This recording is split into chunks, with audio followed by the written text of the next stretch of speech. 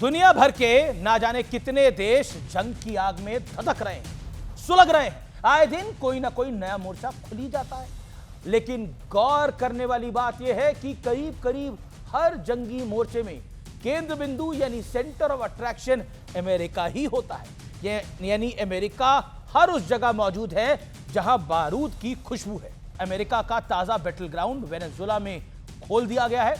America की सेना Venezuela के राष्ट्रपति और उनकी पत्नी को रातों रात के अंधेरे में उठाकर न्यूयॉर्क ले गए। इसके बाद चर्चा तेज हो गई कि वेनेजुएला को लेकर ट्रंप इतना सीरियस क्यों हो गए हैं। आखिर अमेरिका क्या चाहता है? क्या वेनेजुएला पर एक्शन के पीछे अमेरिका का कोई आर्थिक यानी इकोनॉमिक एजेंडा है, फाइनेंशियल एजेंडा है? दरअसल वेनेजुएला के पास दुनिया का सबसे बड़ा कच्चे तेल का भंडार है और ट्रंप कई मौकों पर कह चुके हैं कि अमेरिकी तेल कंपनियों को वेनेजुएला में बिजनेस करना चाहिए। लेकिन वेनेजुएला अमेरिका के मुकाबले चीन और रूस पर ज्यादा भरोसा करता है। मार्को रूबियो साफ कर चुके हैं कि उनके पड़ोस में किसी और देश का दखल वो कतई बर्दाश्त नहीं करेंगे। यहां तक कि कहानी से 3 बातें समझ में आती हैं। पहली, तेल का खेल।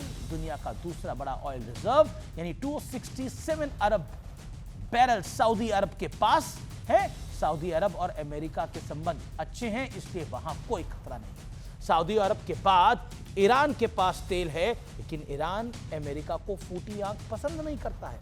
नतीजा, आजकल पूरे ईरान में वहां के सर्वोच्च नेता अयातुल्लाह खोमेनी के खिलाफ विरोध प्रदर्शन जमकर हो रहे हैं और ट्रंप कह चुके हैं, डोनाल्ड ट्रंप, ईरानी लोगों के लिए जरूरत पड़ी तो वहां भी वो मैदान में आ सकते हैं। तेल के खेल के बाद दूसरी बात यह समझ में आती है कि आज का वैश्विक सच यह है कि ताकत के साथ हिपोक्रेसी मुफ्त आती है।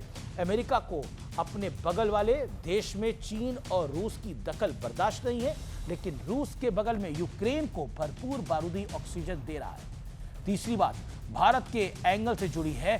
ट्रंप ने फिर भारत वाली माला जपी है। उन्होंने कहा, मोदी अच्छे व्यक्ति हैं, लेकिन टैरिफ से बचने के लिए मुझे खुश करना होगा। ट्रंप चाहते हैं कि भारत अमेरिकी डायरी प्रोडक्ट्स के लिए अपना बाजार खोल दे और फ्यूल के लिए सिर्फ और सिर्फ अमेरिका या अमेरिका के पसंदीदा देशों पर ही निर्भर रहे। लेकिन बदले में भारत ने क्या किया? भारत के प्रधानमंत्री नरेंद्र मोदी ने डंके की चोट पर साफ कह दिया, भारत के लिए उसके किसानों का हित सर्वोपरि है। नरेंद्र मोदी ने यह भी साफ कर दिया कि भारत के लोगों के हितों के लिए मोदी चुनौतियों के समक्ष चट्टान की तरह खड़े हैं। ऑपरेशन सिंदूर के बाद डोनाल्ड ट्रंप ने सीजफायर वाली झूठी रट लगाकर भारत को विचलित करने का प्रयास किया, लेकिन भारत ने अपना विवेक नहीं छोड़ा, अपना आत्मसम्मान नहीं छोड़ा। भारत ने अपने जोश में होश नहीं खोया। कहते हैं कई दफा खामोशी से करारा जवाब कोई दूसरा नहीं होता। नरेंद्र मोदी की खामोशी ट्रंप को परेशान कर रही है। वो रह रहकर छटपटाते हुए दिख रहे हैं।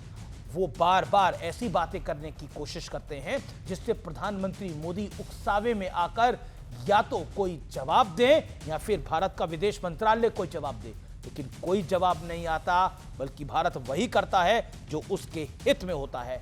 नमस्कार।